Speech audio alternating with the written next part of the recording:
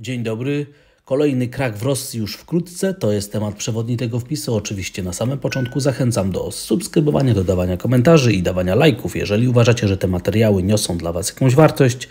A tych wszystkich, którzy chcą śledzić mój portfel w edycji wrześniowej, która startuje już w przyszłym tygodniu, zachęcam do wysłania specjalnej wiadomości, adres e-mail poniżej, a będziecie otrzymać wiadomość z informacjami, jak modyfikuję mój portfel w zależności od zmieniającej się sytuacji rynkowej następnego dnia na indeksach giełdowych, na Forexie, na surowcach, na obligacjach, a nawet na Bitcoinie. Zapraszam, zachęcam i zaczynamy.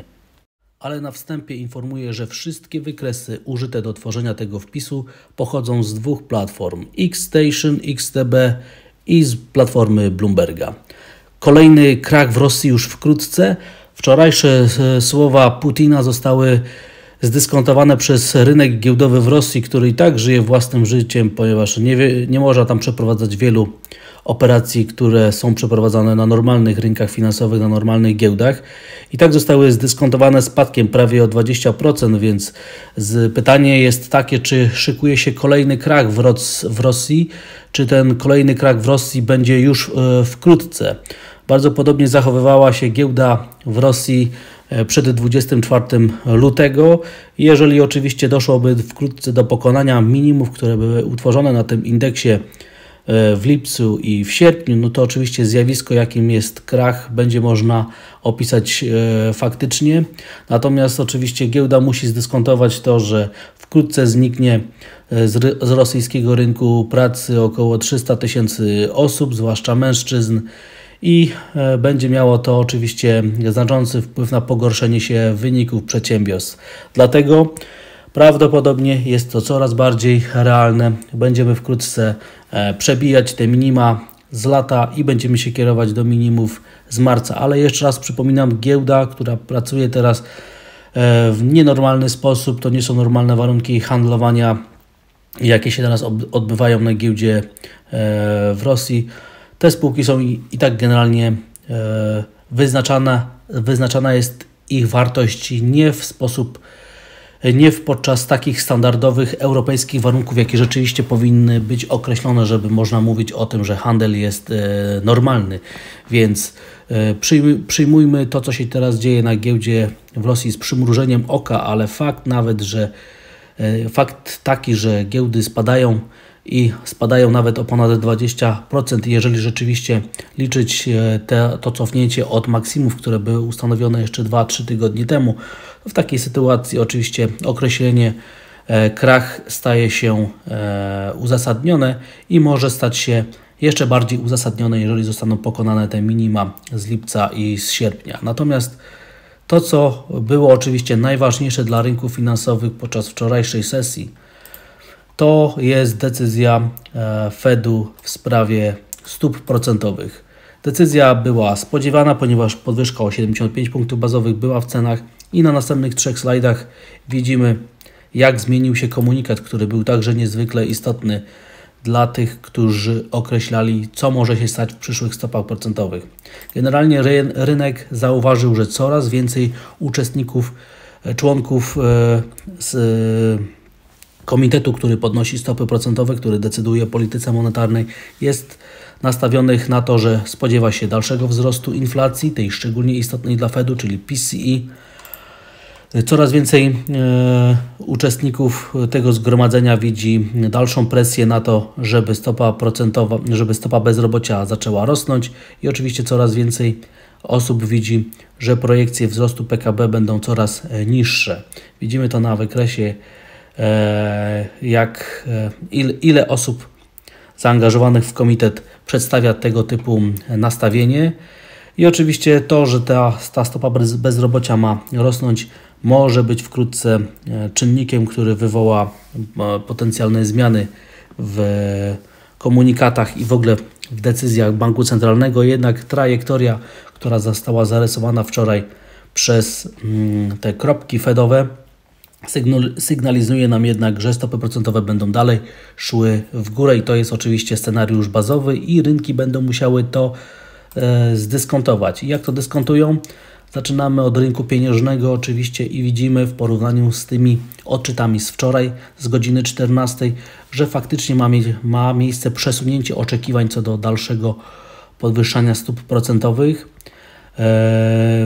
Jeżeli chodzi o szczyt cyklu podwyżek stóp procentowych, to ten szczyt został przesunięty z marca na maj i szczyt, implikowana stopa procentowa w cyklu na samym szczycie ma wynieść 4,675%, czyli została przesunięta nawet o prawie 20 punktów bazowych, czyli o jeszcze jedną prawie klasyczną podwyżkę stóp procentowych, czyli widać, że te wczorajsze przesłanie Fedu jest jastrzębie. Na następnym wykresie widzimy, jak przesunęła się cała krzywa implikowanych stóp procentowych i oczywiście przesunęła się w górę, co powinno mieć wpływ i powinno oddziaływać na rynki finansowe.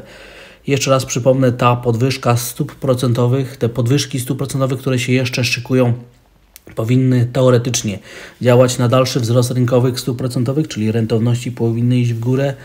Za tym powinno iść umocnienie amerykańskiego dolara łącznie z pokonaniem ważnych poziomów technicznych. Oczywiście podwyżki stóp procentowych to jest negatywny czynnik dla ryzyka, więc Bitcoin powinien spadać, indeksy giełdowe powinny spadać i surowce także powinny spadać, dyskontujące recesję i znaczące spowolnienie globalnego popytu. Czy tak się stanie? Zobaczymy. Dzisiaj będziemy oczywiście już na chłodno dyskontować te wieści, które się pojawiły ze Stanów Zjednoczonych przez wszystkie różne rynki finansowe i aktywa, więc zapowiada się następna bardzo ciekawa sesja. I dzisiaj mamy także decyzję Banku Centralnego Wielkiej Brytanii o stopach procentowych. I tutaj widzimy, że stopy procentowe także mają iść w górę co najmniej o 50 punktów bazowych, jeżeli nie o 75 punktów bazowych, czyli o godzinie 13. Bądźmy bardzo, ale to bardzo czujni na parach związanych z brytyjską walutą, z funtem.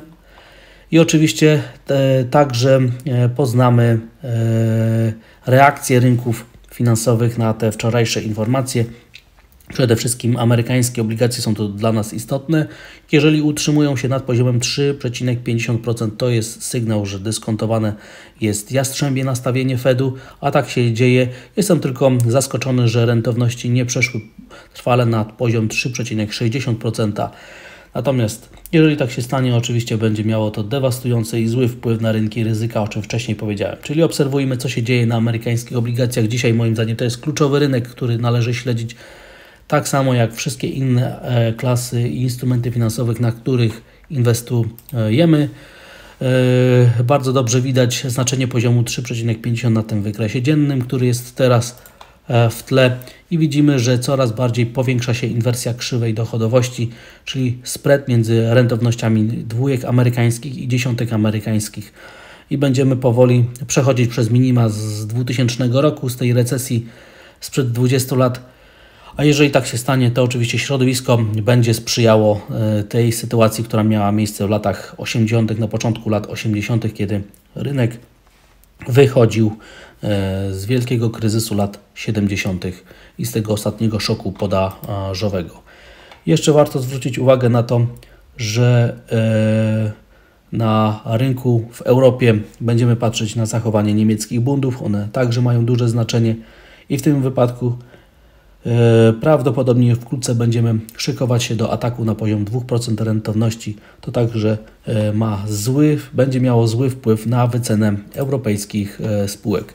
Z ciekawostek, dzisiaj o godzinie 9:30 czasu europejskiego poznamy decyzję w sprawie stóp procentowych w Szwajcarii. Natomiast na co moim zdaniem należy zwrócić uwagę, na jaka jest duża rozbieżność w oczekiwaniach co do podwyżki stóp procentowych. Niektórzy, nawet duże instytucje, nawet bardzo duże jak Goldman Sachs, prognozują, że podwyżka stóp procentowych może mieć miejsce naprawdę w skali znaczącej, nawet o 100 punktów bazowych. Część rynku przewiduje, że to będzie 75 punktów bazowych i to jest konsensus, a są też takie podmioty, które sygnalizują 50 punktów bazowych podwyżki, więc naprawdę rynek szwajcarskiej waluty powinien dzisiaj także mocno reagować, być bardzo zmiennym i im bardziej jastrzębia, czyli mocniejsza będzie podwyżka stóp procentowych, tym silniej frank szwajcarski powinien się ruszyć ku aprecjacji. Frank szwajcarski oczywiście reaguje w ostatnim czasie dyskontując te fakty, natomiast jak widzimy tutaj na tych prognozach jest duże rozbicie, rozproszenie prognoz, więc o zaskoczenie dzisiaj będzie bardzo łatwo. Moim zdaniem Warto oczywiście zobaczyć odwrotnie jest w przypadku Wielkiej Brytanii. Tutaj raczej konsensus rynkowy zakłada, że będzie 50 punktów bazowych podwyżki, chociaż są podmioty, które liczą na 75 punktów bazowych podwyżki, ale widzimy różnicę między oczekiwaniami w Szwajcarii, a tymi dla Wielkiej Brytanii. W ostatnich godzinach, w ostatnich minutach tworzenia tego wpisu pojawiają się też sygnały z Japonii. Tutaj, jak wiemy, Bank Japonii broni, żeby rentowność dziesiątek nie przebiła tego poziomu, który jest widoczny na wykresie 0,25%. Na wykresie także widać, jaka jest skala w ostatnich miesiącach interwencji Banku Japonii w celu doprowadzenia do tego, żeby utrzymać rentowność poniżej tego poziomu. Rentowności znowu atakują ten poziom, więc wkrótce wydarzy się coś, co będzie miało także niezwykle duże znaczenie, ponieważ jeżeli okaże się, że Bank Japonii się poddał i rentowności idą w górę, to będzie to bardzo zły sygnał dla rynków i może sygnalizować nam nawet mocną katastrofę na rynku jena japońskiego. Zobaczymy, czy rzeczywiście tak się stanie. Przypominam oczywiście powiązanie między jenem a obligacjami, o czym za chwilę będę mówić. Z danych makroekonomicznych dla Stanów Zjednoczonych najciekawsze będą te o godzinie 16 o wskaźniku wyprzedzającym gospodarkę. Natomiast moim zdaniem generalnie skala znaczenia tego wskaźnika jest niska i nie powinien on rynek nie powinien przywiązywać do niego zbyt dużej wagi. Natomiast to, co się powinno dziać dzisiaj, co ma ogromne znaczenie, to jest także zachowanie amerykańskiego dolara. Widzimy, że decyzja oczywiście jest dyskontowana przez amerykańskiego dolara w sposób klasyczny, czyli podwyżki stóp procentowych działają na umocnienie aprecjacji amerykańskiego dolara. Widzimy tutaj, jak bardzo rynek amerykańskiego dolara jest teraz powiązany ze swapami eurodolarowymi, szczególnie dla amerykańskiego dolara, który im są wyższe, tym bardziej pchają aprecjację amerykańskiego dolara i prawdopodobnie zapowiadają dalszy ruch ku wzrostowi dolarowego indeksu, czyli spadkom euro-dolara. I teraz przejdźmy już do euro-dolara, ponieważ moim zdaniem to, że utrzymujemy się już w okolicach poziomu 0,98 oznacza, że rynek ma ochotę na spadki, umocnienie dolara, ale przede wszystkim na to, że obserwujemy wybicie dołem z tej 8-letniej formacji kanału spadkowego i oczywiście jeżeli te sygnały zostaną przesunięte na wykres tygodniowy, więc dzisiejsza i jutrzejsza sesja są szczególnie istotne, to oczywiście znaczenie będzie ogromne i zachęcało do ruchu nawet w okolice minimów, które były ustanowione 20 lat temu, czyli poziomu 0,83, 0,85. Skala aprecjacji amerykańskiego dolara będzie także rzutowała na to, co się będzie dalej działo na wszystkich innych parach walutowych, zwłaszcza na tych na rynkach emerging markets, o czym będzie w końcówce tego materiału. Także dzisiaj obserwujmy, co się stanie z amerykańskim dolarem, zwłaszcza względem poziomu 0,98, ponieważ gdyby ten poziom padł, to już ostatnie byki w euro prawdopodobnie się poddadzą i będziemy mieć panikę i wyciskanie tym razem długich pozycji w euro, co może napędzić trajektorię spadkową na tej parze, więc to grozi dzisiaj rynkowi euro-dolara. Jako że rentowności idą w górę, amerykański dolar się umacnia, jest duże prawdopodobieństwo, że wyjdziemy górą na parze dolar do jena. W takiej sytuacji, jeżeli formacja trójkąta, która jest widoczna na wykresie, powstanie, będzie ona zapowiadała ruch nawet w okolice 150, więc bądźmy bardzo, ale to bardzo ostrożni i trzymajmy kciuki, żeby to, co się teraz dzieje na rynkach finansowych, doprowadziła do gigantycznej zmienności, która będzie sprzyjała day traderom i uczestnikom rynku, tym, którzy w krótkoterminowej spekulacji się najlepiej czują. I na następnym wykresie widzimy właśnie to powiązanie między zachowaniem dolar-jena, czyli generalnie jena, a zachowaniem amerykańskich obligacji, tego spreadu, czyli im bardziej rosną rentowności amerykańskich obligacji, tym większa jest presja na to, żeby jen japoński był sprzedawany, więc taka korelacja powinna wkrótce wystąpić. Na rynku ryzyka wielkie zagrożenie jest dla rynku ropy naftowej. Wczorajsze słowa Putina nie doprowadziły do jakiegoś wystrzału ropy naftowej. Ona bardziej boi się spowolnienia globalnego popytu wynikającego z potencjalnej recesji. Dlatego jest duża szansa na to, że będziemy wkrótce dalej spadać, będziemy kierować się w stronę $80, jeżeli nie poziomów położonych jeszcze niżej. Na rynku surowcowym amerykański dolar, który się umacnia, plus oczywiście wzrost rentowności, to jest bardzo zła wiadomość dla złota. Tutaj ryzyko krachu silnie rośnie, potencjalnego mocnego spadku także bardzo silnie rośnie i spodziewajmy się takiego zachowania. Następny rynek, który jest narażony na mocne spadki, to jest oczywiście Bitcoin. Jeżeli indeksy giełdowe pójdą mocno w dół, to prawdopodobnie Bitcoin także będzie narażony na głębokie przełamanie minimów, które były ustanowione parę miesięcy temu i oczywiście na ruch w okolicy $10 000, $13 000.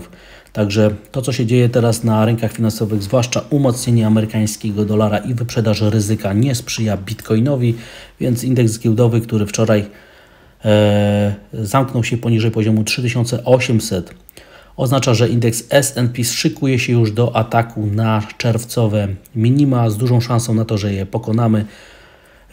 Podwyżki stóp procentowych